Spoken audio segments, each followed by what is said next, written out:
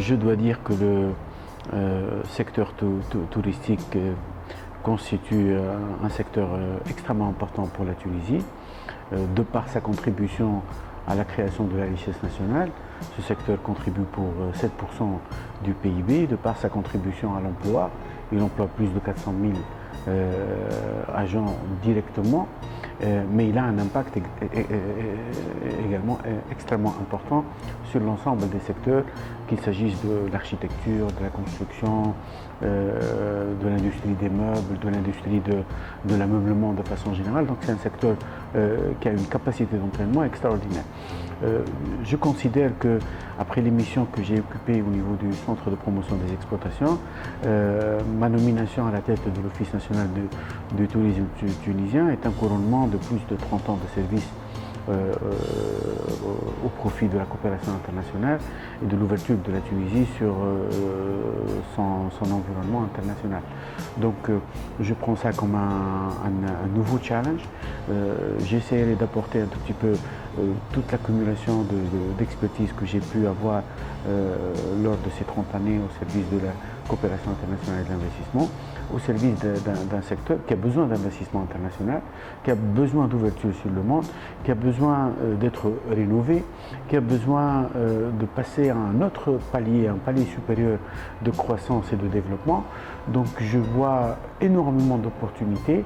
Nous recevons aujourd'hui, bon an, mal an, quelque chose entre 6 millions et 7 millions de touristes. Je pense qu'il est tout à fait légitime d'avoir un objectif d'aller chercher les 10 millions de touristes par an d'ici 2020, d'ouvrir le secteur,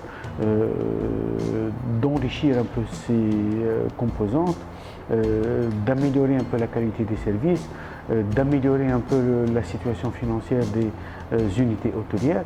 Donc il n'y a que des défis à relever. Je les prends avec beaucoup de gaieté de cœur et j'essaierai avec la contribution des professionnels, des financiers, des conseillers du secteur de relever ces défis. J'ai eu déjà l'occasion de le dire dans un des premiers interviews que j'ai accordé à un journal professionnel français. Il est extrêmement important d'abord d'asseoir la compétitivité durable du secteur touristique sur le segment de marché où il est le plus performant, où il a des avantages comparatifs extraordinaires. C'est le balnéaire. Il ne faut jamais négliger que la Tunisie, avec ses 1200 km de côte, a de très belles plages, a un avantage comparatif naturel que beaucoup d'autres pays de la Méditerranée n'ont pas. Donc, toute diversification du produit, toute orientation pour le développement de nouvelles activités touristiques telles que le tourisme culturel, tel que le tourisme de santé, tel que le tourisme ou le tourisme alternatif, tous ces nouvelles formes ou ces nouveaux produits liés au tourisme ne peuvent être pour moi que des produits complémentaires. Le cœur de métier sur lequel la Tunisie a capitalisé sur les 40 dernières années, une grande expérience, a un savoir-faire et a des atouts naturels, c'est le balnéaire. Le balnéaire a besoin d'être renforcé aujourd'hui, il a besoin d'être intégré dans son environnement. Aujourd'hui, de plus en plus, force est de constater que les touristes ne viendront pas uniquement pour les plages, ils viendront pour les plages, mais ils ont besoin d'un environnement propre, écologique, respectueux de l'environnement.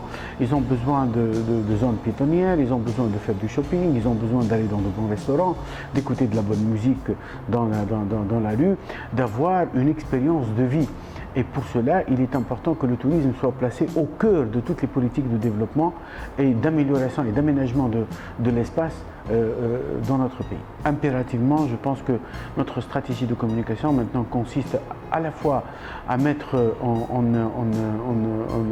exergue tous les avantages naturels que nous avons par rapport aux produits touristiques classiques qui est le balnéaire, qui est un tourisme de saison, mais en même temps à faire valoir nos avantages comparatifs pour l'ensemble des produits nés de ce qu'on appelle aujourd'hui, ou de ce qu'il est convenu d'appeler le tourisme alternatif.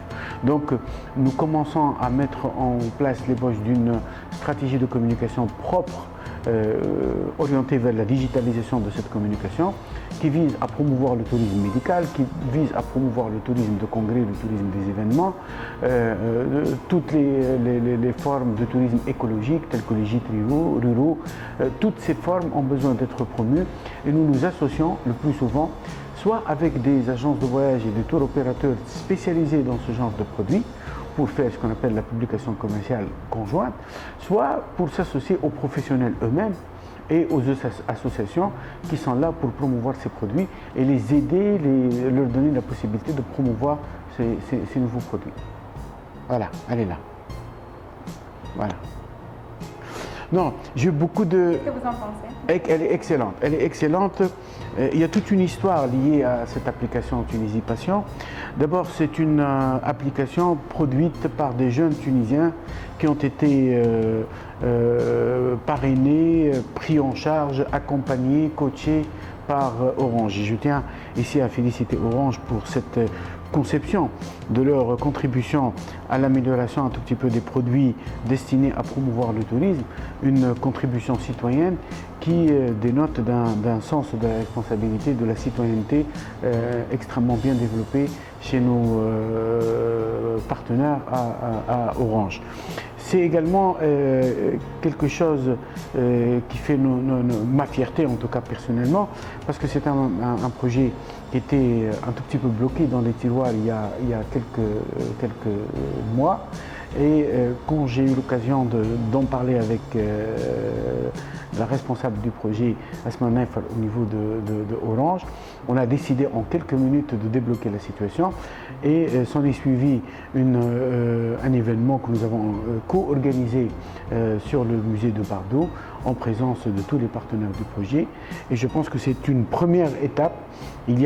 Aujourd'hui, il y a 8 destinations, 8 villes sur cette application et nous allons continuer le travail avec Orange et avec ESMA pour pouvoir mettre autant de villes, mettre autant d'événements sur cette application. Nous considérons et nous concevons notre rôle comme étant un rôle d'animateur de toutes les initiatives qui ont pour objectif de dynamiser le tourisme tunisien et de dynamiser l'environnement qui entoure et qui encadre le tourisme tunisien. Donc nous sommes ouverts à toute initiative qui provient des entrepreneurs eux-mêmes, des investisseurs internationaux, des compagnies de télécom qui ont généralement beaucoup d'argent consacré pour le sponsor, des organisateurs d'événements. Nous sommes preneurs de toutes ces initiatives afin de les encourager, de les booster et d'en faire en sorte qu'elles soient le meilleur ambassadeur du tourisme tunisien.